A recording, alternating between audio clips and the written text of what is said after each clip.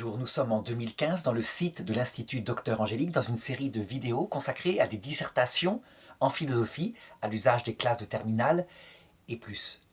Attention, je le rappelle, ces dissertations ne sont pas faites pour être recopiées telles quelles, mais plutôt pour donner des idées, puisqu'elles sont traitées d'une certaine façon, et évidemment à chacun de trouver ses propres exemples, ses propres expériences pour en parler. Alors le sujet traité aujourd'hui concerne la philosophie du vivant, mais aussi, très probablement, la philosophie éthique. Il s'intitule « Peut-on désirer sans souffrir ?»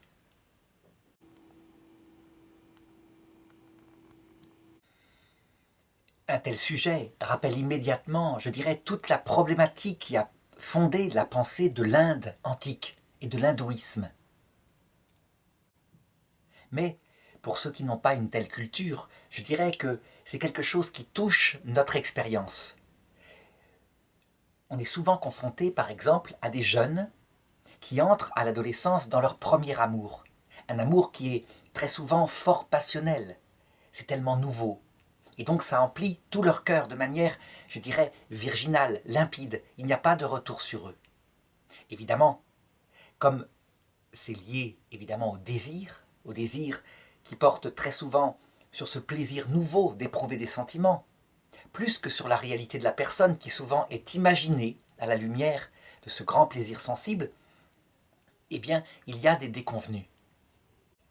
Les premiers amours sont aussi les premières expériences des ruptures, et des ruptures tellement douloureuses parce que le bien absolument génial qui avait été découvert quand il part provoque autant de souffrance qu'il avait provoqué de joie, eh bien certains en sont tellement atteints qu'ils ne veulent plus jamais aimer de cette façon-là. Ils font l'expérience qu'en fait, l'amour provoque le désir, et que le désir provoque la souffrance quand le bien désiré ne peut pas être atteint, en l'occurrence ici parce qu'il était imaginaire. La personne du garçon ou de la jeune fille aimée ne correspond évidemment pas à l'imaginaire du prince charmant ou de la princesse qu'on se représentait. C'est donc la question de la souffrance qui est soulevée par une telle expérience, aussi bien chez des jeunes, et certains se relancent après avoir calmé la douleur, mais d'autres, vraiment, ne se relancent jamais dans un tel amour. Alors, j'aborderai dans une troisième partie cette question très pratique qui concerne le destin de tout le monde. Mais je voudrais, pour entamer le sujet, aborder dans une première et une deuxième partie les réponses qui ont été apportées par, je dirais, des systèmes de philosophie. C'est plus des philosophies que des religions, je crois. D'abord dans l'hindouisme, à travers, je dirais, une passion contre ses désirs, et ensuite dans le bouddhisme, à travers une façon paisible de prendre ses désirs. Ces deux premières parties permettront, je crois, dans la première partie, de répondre de manière pratique à la question posée. Pratique, ça veut dire de manière éthique. La morale, comment la morale doit-elle prendre cette question du désir qui provoque tant de souffrance?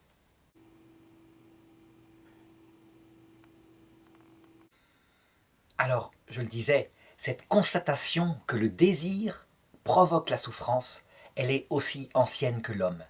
Je dirais même qu'elle caractérise l'homme de manière particulière parce qu'il s'avère que les désirs de l'homme ne sont pas comme les désirs animaux. Ils ne sont pas bornés par un instinct qui leur donne une certaine limite, mais ils sont ouverts potentiellement à l'infini par la liberté humaine. Donc, à la rigueur, on le voit d'ailleurs dans le capitalisme pur, si on remplit sa vie d'argent, eh bien on a encore de la place pour mettre plus d'argent, et tellement d'argent qu'au bout du compte, afin de viser un sentiment de sécurité ou de valorisation, on ne saurait pas, je dirais, même si on dépensait des millions d'euros chaque jour, le dépenser. On le voit bien, ce qui se caractérise par l'argent est encore plus fort pour tous les biens spirituels, comme l'amitié, mais aussi pour le sens même de la vie. Qu'est-ce qu'on fait sur Terre? Cette volonté de vivre toujours. Et donc, les très anciennes pensées philosophiques, au sens de la sagesse, le sens de la vie, ont voulu résoudre cela, par exemple le taoïsme, par une recherche de la vie éternelle, vivre toujours. C'était le grand désir, jamais atteint, puisque tous les taoïstes sont morts. Eh bien, je voudrais manifester l'une des grandes sagesses, je dirais philosophiques, c'est celle de l'hindouisme. L'hindouisme, c'est extrêmement divers, ça va dans tous les sens.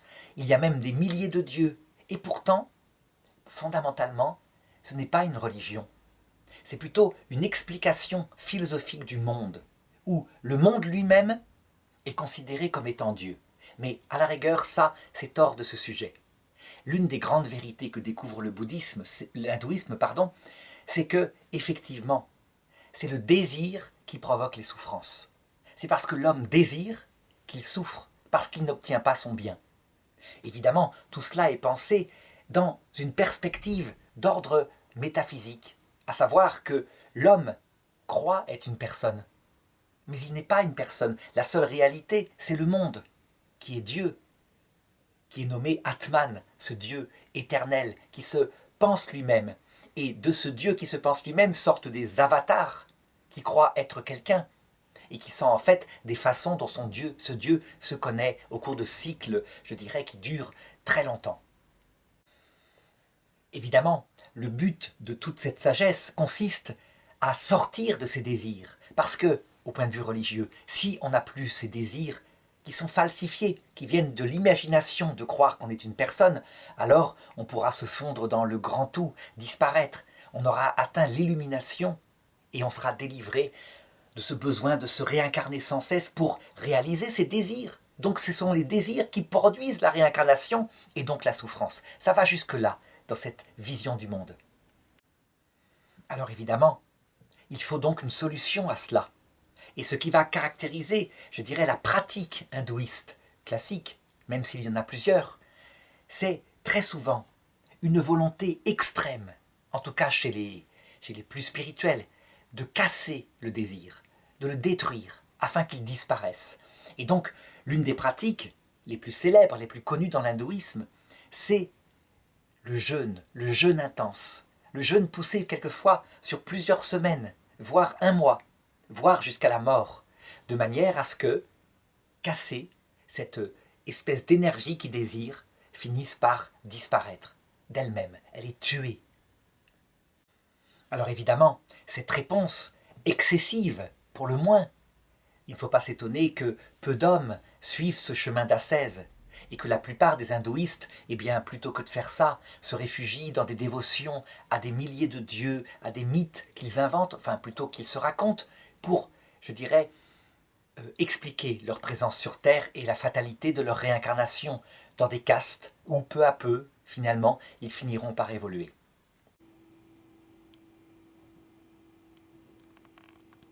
Alors, ensuite, issu de l'hindouisme, va sortir le bouddhisme. Et le bouddhisme est très intéressant parce que il est comme le Nouveau Testament est issu de l'Ancien Testament. Il est un fruit de l'hindouisme, à travers un prince hindouiste appelé Gautama, qui, alors qu'il a été élevé par son père, je dirais dans l'ignorance de tous les malheurs qui peuplent cette terre, tout d'un coup les découvre. Il fait une fugue de son palais, et il tombe successivement sur un vieillard, il n'en avait jamais vu, sur une personne malade, sur un enterrement, sur divers mots comme ça, qui sautent à son esprit. Il y a donc du mal en cette terre. Et évidemment, il traduit cette chose-là par des questions d'ordre philosophique. D'où ça vient? Qu'est-ce que c'est? Et où est-ce qu'on va? La seule réponse à ces questions qu'il trouve, eh bien, ce sont celles que lui donne l'hindouisme, à travers les ascètes les plus, je dirais, les plus excessifs. Et donc lui, comme il est absolu, c'est un jeune homme qui veut vraiment se donner, il va suivre la voie de l'absolu. Donc il va se faire ermite. Et il va pratiquer cette ascèse terrible pour atteindre le nirvana, donc l'extinction de ses désirs. Il est dans la même perspective. Ce sont les désirs qui produisent la souffrance. Et donc il faut arriver, pour atteindre le nirvana, donc je dirais l'indifférence, mais la paix intérieure, éteindre ses désirs. Donc il va se mettre sous un banyan avec ses compagnons et il va rester dans cette position, à jeûner, pour tuer, encore une fois, ses désirs. Et il va attendre, au point qu'une araignée fera une toile de sa tête à son épaule, tellement il est peu en mouvement. Et ce qui va l'amener à découvrir finalement le vrai sens, la vraie réponse à ses désirs, ce sera deux circonstances particulières qui vont arriver en même temps. Il est au bord du Gange, la rivière sacrée des hindouistes, et il va entendre passer une barque. Et sur cette barque, il y a un maître de musique avec son élève. Et ce maître est en train d'apprendre à son élève à accorder son instrument. La barque passe très lentement et il entend la leçon que donne le maître, qui dit à son élève: si tu tends trop la corde, elle casse. Mais si tu ne la tends pas assez, elle ne donne pas son son. Et à peine a-t-il entendu cela, et il médite sur cette chose-là, qu'une petite fille qui passait par là, avec un bol de riz, tombe sur lui, et surprise, a peur, et lui propose spontanément: tu veux du riz? Eh bien, il semblerait que c'est cette double expérience qui va lui faire comprendre la manière dont on peut éteindre les désirs, puisqu'ils sont source des souffrances. Et dans sa perspective, évidemment, le but est le même, atteindre le nirvana, donc l'extinction, afin de n'avoir plus à se réincarner, échapper à ces cycles permanents qui font courir les hommes après leur nourriture. Et c'est là qu'il va établir une voie du juste milieu. On sait que les Bouddhas, au début de sa vie, sont représentés souvent très maigres, squelettiques, et en position du lotus. Et il est remarquable de voir qu'à la fin de leur vie, ils sont représentés comme un personnage obèse et souriant. Eh bien, ça résume. Le prince Gautama, devenu Bouddha, donc l'éveillé, n'est pas du tout tombé, je dirais, dans les excès, comme on le voyait parfois chez des moines chrétiens qui poussaient trop loin le jeûne et qui après, ayant cassé complètement, je dirais, leur désir d'aimer Dieu, tombaient dans des excès mondains et inverses, la luxure, etc. Lui, c'est pas ça. Il atteint le nirvana, ça veut dire qu'il considère que, effectivement, c'est une noble vérité. Ce sont les désirs illusoires qui provoquent la souffrance. Mais pour atteindre le nirvana et calmer en soi ses désirs, eh bien, il ne sert à rien de les casser. Il faut simplement, lorsqu'on peut avoir à manger, paisiblement le manger et le faire sans s'y attacher. Et lorsqu'il s'avère qu'on ne peut pas avoir à manger, qu'il y a une période de famine, eh bien paisiblement, on ne mange pas et on n'en fait pas une maladie. Donc c'est une sorte de volonté de se détacher de ce qui attache à ce monde des désirs, mais sans excès. Et donc en prenant les joies quand elles viennent et en supportant les peines lorsqu'elles sont là. Et il dit que par cette voie médiane, cette voie paisible, eh bien les désirs qui sont la racine des souffrances, eux-mêmes se pacifient, et donc on peut atteindre à l'éveil en question. Ainsi, pour lui, on peut désirer sans souffrir. Il suffit que le désir soit maîtrisé et ne soit pas celui qui dirige notre être. Bien au contraire, il faut que cette paix spirituelle dirige ses propres désirs et sache les calmer lorsqu'ils n'ont pas leur bien. Finalement, sous des couverts évidemment de sagesse, je dirais métaphysique, Bouddha redécouvre ce que de nombreux philosophes ont découvert au cours du temps, à savoir que la vertu, c'est dans le juste milieu. Et c'est ce que je voudrais montrer dans la troisième partie.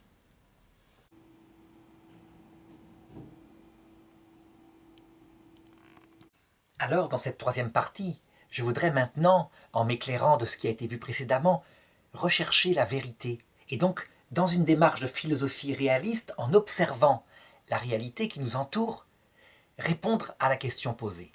Et la première chose que je voudrais aborder, c'est effectivement montrer que ce sont les désirs excessifs, qui provoquent la souffrance. Mais d'abord, lorsqu'on analyse ce que c'est qu'un être humain, on s'aperçoit qu'il y a en lui 4 niveaux de désir. Parce qu'il a en lui 4 niveaux pratiques de sa vie. Il ne faut pas en oublier un, sous peine de provoquer des famines importantes. Ça veut dire qu'en fait, ils sont là, c'est de la philosophie du vivant, on les constate et il faut reconnaître leur existence. Le premier niveau de désir, que la psychologie habituellement appelle les besoins, c'est de l'ordre de la vie végétative. On a besoin, pour vivre, de manger. On a besoin de sommeil. Et vraiment, notre vie végétative sans ces besoins ne peut pas survivre. C'est pourquoi, lorsque les hindouistes ascètes poussent les choses jusqu'à casser les besoins en privant le corps de toute nourriture, eh bien ils en arrivaient très souvent tout simplement à la mort. Et la mort, c'est l'extinction des désirs finalement.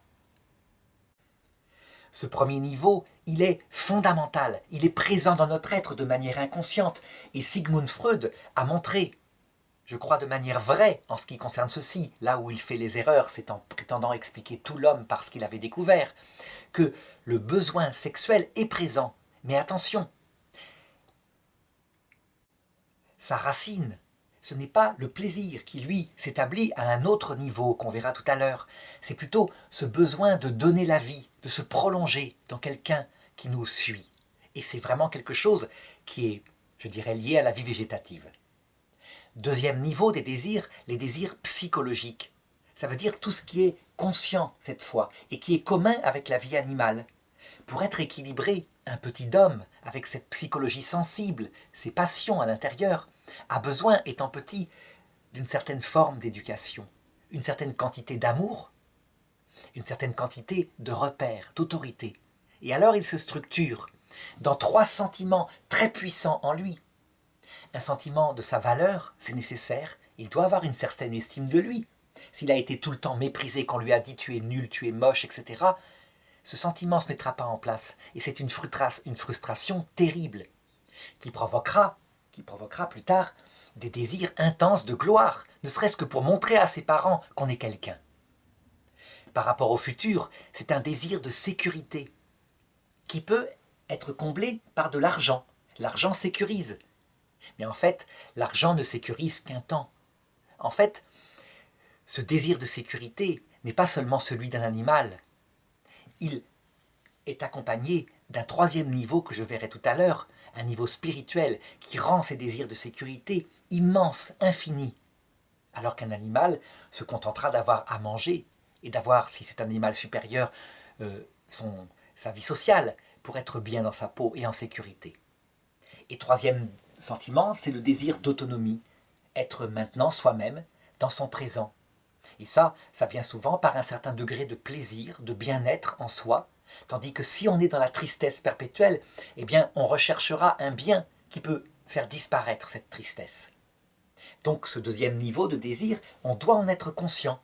Il est là, et c'est lui qui provoque le désir de biens qui peuvent donner ces sentiments. Donc la gloire, pour ce qui est de la valorisation, l'argent, parfois, pour ce qui est de la sécurité, et le plaisir, pour ce qui est de l'autonomie. Si l'homme n'en était que cela, que là, et si ces instincts-là, ces désirs, étaient calmés par une programmation de sa nature, comme on le voit chez les animaux, eh bien, il arriverait, avec des désirs modérés, à être heureux. Mais le problème, c'est que l'homme ne se réduit pas à ça. Ce 3e niveau en lui, c'est un niveau spirituel.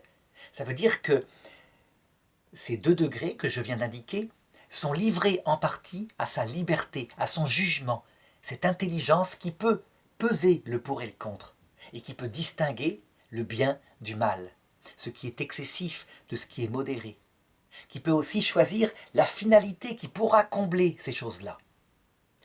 Cette vie spirituelle, elle se réalise dans 2 facultés que les animaux n'ont pas. L'intelligence, qui cherche la vérité sur tout, et puis la volonté, qui peut choisir un bien pour en faire sa finalité. Ainsi donc, à ce niveau-là, peut apparaître un désir d'ordre spirituel. Et ce qui est particulier, c'est que c'est un désir qui n'est pas un sentiment. Lorsque la volonté choisit, par exemple, de mettre son bien dans sa famille, avec l'honneur de ne jamais l'abandonner, mais de travailler de toutes ses forces pour lui faire une vie équilibrée. C'est un choix de l'intelligence. Elle est accompagnée. Ce choix, il peut être accompagné d'un amour sensible, évidemment. On ne choisit pas n'importe quelle femme, mais celle vers laquelle on est attiré et qui nous charme par ses passions. Mais lorsque c'est engagé par l'amour spirituel, ça va plus loin que le sentiment. Et donc, lorsque le sentiment passe, l'amour peut durer, parce que jamais on n'abandonnera celle à qui on a fait de telles promesses, sans compter les enfants. Attention, actuellement, très souvent, la psychologie réduit aux besoins et aux désirs psychologiques l'être humain. C'est une erreur flagrante. Lorsqu'un homme, par exemple, abandonne sa femme et ses enfants pour une passion nouvelle, une plus jeune, il paraît que ça arrive vers 40 ans avec le démon de midi. Lorsqu'un homme fait cela, il peut peut-être être comblé au niveau de ses désirs psychologiques, il a du plaisir avec une jeune. Mais il y a en lui une famine spirituelle parce qu'il a trahi quelque chose qui va ronger sa nouvelle vie commune et son être. Parce que cette chose-là fait partie de son être. Il ne faut pas le négliger. Il y a donc, je dirais, un bien, un mal, une parole qu'on donne et qu'on ne peut pas reprendre, sous peine de se détruire intérieurement. Évidemment, la loi de la vie psychologique cherche son plaisir, tandis que la loi de la vie spirituelle cherche à faire le bien. Ces deux lois parfois s'opposent, et l'une parfois domine sur l'autre, d'où, je dirais, la dispersion ou la fragilité intérieure des êtres humains en Occident actuellement, parce qu'ils n'arrivent pas tellement à harmoniser les deux. Chacun cherche l'immédiateté, l'argent, la gloire, la réussite de la carrière, la vanité, quitte à sacrifier les biens spirituels que son intelligence pouvait lui présenter. On pourrait dire qu'on a fait le tour de l'être humain. Non, il y a un 4e degré de désir. Un 4e degré qui actuellement en Europe occidentale est complètement négligé, mais qu'on ne peut pas ne pas remarquer. L'être humain a besoin de savoir si tout cela n'est pas vain. Si tout cela consiste simplement boulot, dodo, puis la vieillesse, la mort et le néant, alors à quoi bon se battre ? Autant profiter du plaisir immédiat et puis mourir très vite dans sa jeunesse avant que n'arrive la vieillesse du corps. L'homme a besoin de savoir parce que son intelligence dépasse l'instant présent. Il est donc le plus malheureux des animaux. L'animal, lui, ne sait pas qu'il va mourir et que tout cela, finalement, est vain. Il vit dans le présent. Actuellement, en Occident, la réponse qu'on estime être valable pour tous, c'est simplement de se faire au fait suivant. Il n'y a rien après la mort, et ça n'a pas besoin d'être pensé, il suffit de vivre au temps présent. C'est quelque chose, évidemment, qui marche pour certains intellectuels, mais qui pour la plupart du peuple, un peu comme dans le bouddhisme dont je parlais tout à l'heure, ou l'hindouisme, ne marche pas. Donc le peuple a besoin, je dirais, de savoir s'il y a quelque chose, et si on reverra ses enfants de l'autre côté. D'où les succès des livres sur les expériences proches de la mort qui redonnent un peu d'espoir et de magie à un monde devenu un monde positiviste, où il semblerait que seule la question du comment avoir le meilleur GSM, le meilleur téléphone, le meilleur ordinateur se poserait et comblerait l'homme. Ça ne marche pas comme cela. Alors, ces 4 niveaux de désir, c'est-à-dire d'affectivité, sont présents dans l'homme. On ne peut pas les nier. Reste à savoir comment maintenant les gérer, puisqu'ils provoquent toutes sortes de souffrances. Ça, c'est une réponse au sujet. Ces désirs provoquent donc 4 sortes de souffrances. Et si on les frustre complètement, que ce soit au niveau 1, 2, 3 ou 4, la souffrance arrive. Pour le niveau 1, c'est évident qu'on se passe de manger et on voit arriver une souffrance physique qui détruit le fondement même de notre être, puisque notre être est corporel. Quand on frustre totalement la sexualité, comme ça se passait dans un monde puritain à l'époque de Freud, on voit comment, dans les hôpitaux psychiatriques, ils constataient une explosion de ces désirs sexuels dans tous les sens, parce qu'ils avaient été étouffés. Au niveau psychologique, pareil, si on prétend imposer à un enfant qui est en développement à ce niveau-là, une absolue, je dirais, l'absolue absurdité de son besoin de valorisation. Il n'a pas besoin d'être considéré. Il va à l'école avec des vêtements ridicules, on se fiche de lui, mais quelle importance, de toute façon. On lui explique que ces gens-là, il ne les reverra pas. Si on ne prend pas le temps que cet adolescent se développe dans une dose normale de valorisation, d'autonomie, de sécurité, eh bien, il ira mal. Il n'a pas, je dirais, cet humus qui lui permettra de développer sa vie spirituelle. Donc, il est important d'avoir un juste milieu, à ce niveau-là aussi. On ne peut pas mépriser complètement, comme le ferait par exemple un moine bouddhiste qui a quitté le monde. On ne peut pas mépriser complètement à cet âge-là un besoin d'amour, d'autorité, de repère et d'explication. De même, pour le 3e niveau, lorsque, comme on le voit actuellement en Europe occidentale, on prétend que son désir psychologique immédiat est plus important que la parole donnée, et que donc, si on s'engage pour la vie, porté par une passion, d'accord, mais si on s'engage avec une personne, et que cette personne, à un moment donné, ne fait plus battre, je dirais, la passion de son cœur, on peut, comme ça, la larguer pour recommencer une histoire ailleurs, et que ça n'a pas d'importance, que si la personne exige qu'on tienne sa parole, elle est liberticide. Donc si on pousse, je dirais, dans l'absurde, ce besoin spirituel de droiture, de fidélité, qui se passe habituellement dans la famille, mais aussi entre amis, entre collègues, eh bien, on suscite une frustration terrible.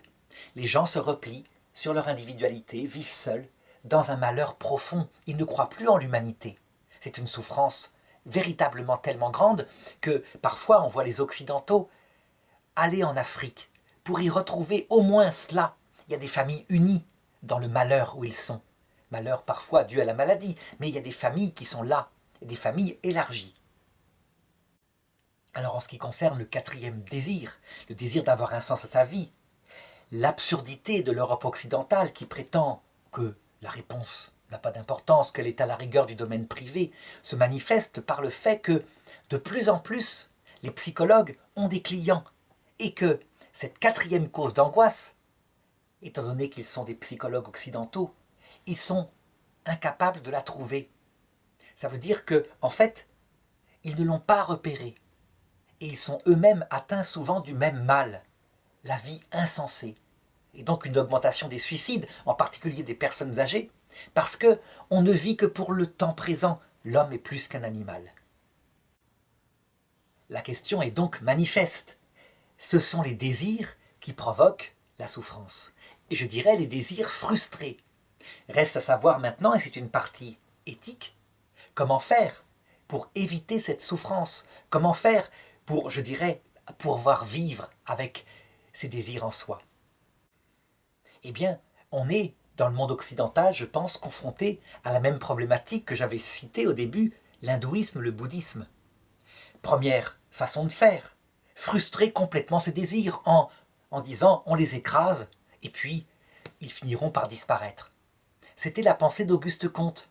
Il pensait que la question du pourquoi on est sur Terre, les questions d'ordre spirituel, par exemple, le couple, sa fidélité, mais les questions d'ordre métaphysique, qu'est-ce qu'on fait, qu'est-ce qu'il y a après la mort, disparaîtraient, et qu'un jour, l'âge adulte étant arrivé, on ne se poserait plus que la question du comment ça marche, tel objet technique pour s'en servir, jusqu'au jour où sa femme mourut.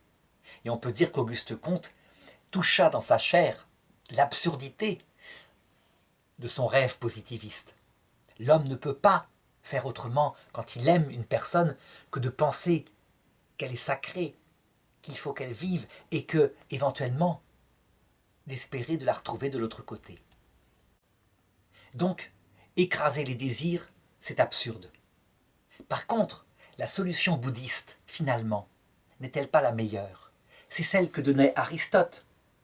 Elle consiste à ce que l'intelligence d'abord prenne en main, par sa connaissance, cette nature humaine, la connaisse complètement, telle qu'elle est, et prenne acte de l'existence de ces 4 degrés pratiques de désir.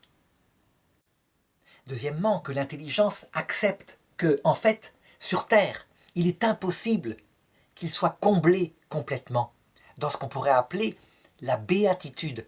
Je ne parle pas du bonheur, mais de béatitude, ça veut dire un bonheur absolu, à tel point qu'il n'y aurait plus de désir. Je ne dis pas que la béatitude n'est pas possible, mais elle est possible dans des petits moments. Ça veut dire que, par exemple, un jeune couple d'adolescents, dans leur premier amour, connaissent quelques semaines de béatitude, pas une engueulade.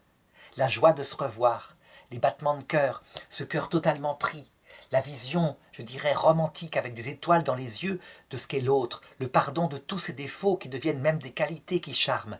Ce moment de béatitude, il ne faut pas le rejeter, mais l'intelligence doit savoir qu'il ne peut pas durer, qu'il est comme l'humus d'un amour, que s'il est là, eh bien on le prend, mais que forcément, lorsque la vraie personne de l'autre va apparaître, et surtout lorsque ce sentiment, qui est comme une drogue, va, je dirais, devenir une habitude, et donc baisser, alors les yeux s'ouvriront, et les défauts de l'autre apparaîtront tels qu'ils sont. Donc, on sera confronté, autant le plaisir a été intense, à, je dirais, une angoisse, une nuit des sensations, comme dit sainte Thérèse d'Avila. Si l'intelligence le sait, si elle le sait dès la jeunesse, alors elle peut choisir de se dire que finalement, la vraie recherche, puisque nous avons des désirs, c'est tout simplement celle non pas de la béatitude, mais du bonheur. Et le bonheur, c'est quelque chose qui déplaît aux jeunes. Lorsqu'ils voient leurs parents, couple unis, mais qui passent leur temps à les porter au sport, etc. À l'adolescence, ils disent souvent d'un air féroce « Jamais je ne veux ressembler à ta vie, ta vie nulle, ta vie de bourgeois. Ils ont des grands désirs, des désirs de béatitude et des désirs portant sur les 4 degrés. Ça peut être plus riche pour pouvoir se payer toutes sortes de voyages. C'est finalement un désir psychologique lié à la béatitude. Ça peut être avoir un couple beaucoup plus épanoui, qui se tiendra toujours par la main comme le font les adolescents. Et donc, dans un certain mépris du couple de leurs parents qui passent leur temps à s'occuper d'eux. Donc pour les jeunes, réduire ce désir au bonheur, à la recherche du bonheur, d'un bonheur modéré, c'est-à-dire d'un accomplissement, je dirais, insatisfaisant pour la béatitude, de ce qui est nécessaire dans ces 4 degrés, pour les jeunes, ça paraît quelque chose de fade. Ça ne correspond pas à leur absolu. Cependant, d'après la sagesse des anciens, il n'y a pas d'autre manière que de gérer les désirs qui sont en soi et de ne pas souffrir. Alors, est-ce à dire que la seule vie possible est celle de la tiédeur, celle de la mollesse? Pas du tout. Le fait de vaincre ainsi les désirs en soi, de les calmer, de les diriger par son intelligence, eh bien, il y a un proverbe biblique qui dit ceci: l'homme fort qui dompte son âme est plus fort que le guerrier qui prend des villes.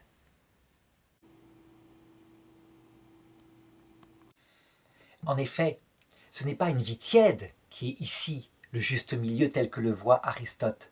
C'est une vie où la partie spirituelle de l'être domine les désirs d'ordre psychologique et les besoins d'ordre physique. La partie spirituelle, elle a des désirs d'absolu. Par exemple, dans l'amitié, ne jamais trahir, quoi qu'il arrive, être présent, conseiller son ami même lorsqu'il va mal.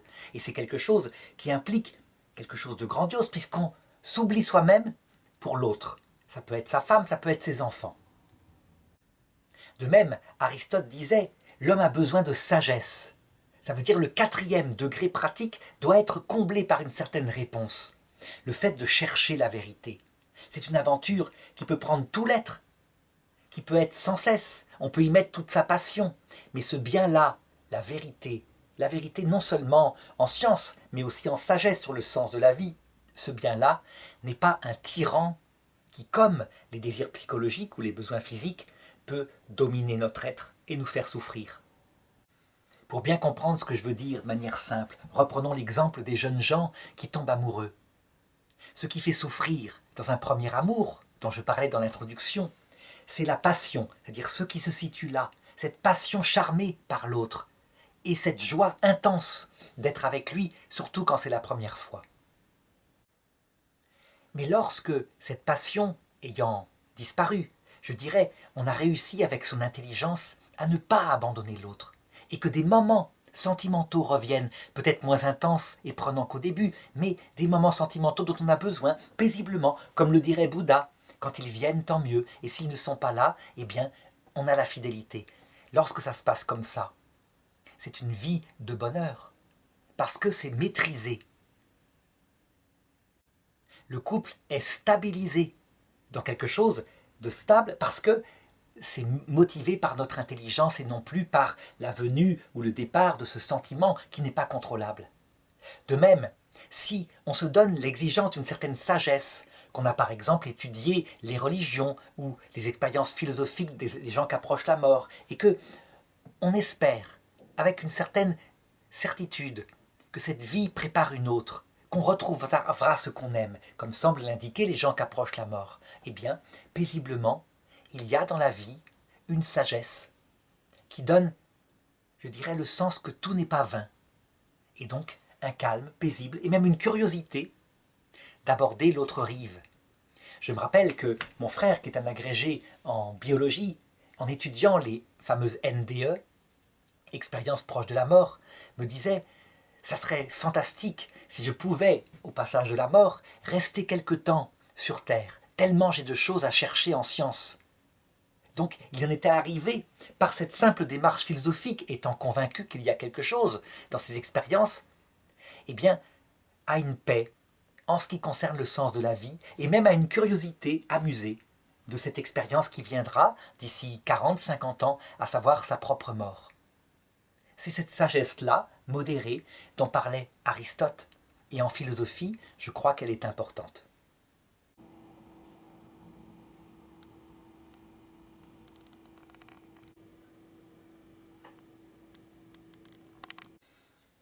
Pour conclure, eh bien, je ne peux manquer de citer ce livre, cette œuvre occidentale qui vient de Voltaire, dans Candide, et qui raconte l'histoire d'un homme qui voulait découvrir le monde et, étant jeune, voulait même peut-être non seulement le connaître, mais peut-être le conquérir. Et il voyagea toute sa vie, passant de pays en pays, suivant sans arrêt son désir de voir plus, de posséder plus. Il vieillit avec le temps, et un jour, ses pas le ramenèrent vers la maison natale où il avait vécu sa jeunesse. Et il cherchait toujours ce bonheur qu'il n'arrivait pas à atteindre. Il s'assit sous l'arbre qu'avait planté son père lorsqu'il était jeune, et là, tout d'un coup, il eut une illumination. Le bonheur se trouvait sous son arbre, et il ne l'avait jamais vu. On peut dire que cette expérience-là, cette parabole illustre bien ce besoin de la jeunesse de maîtriser ses désirs pour arriver à trouver le bonheur en soi, là où il est, et non pas à l'extérieur. Parce qu'on promène toujours avec soi son jardin, dans le présent, lorsqu'on se maîtrise.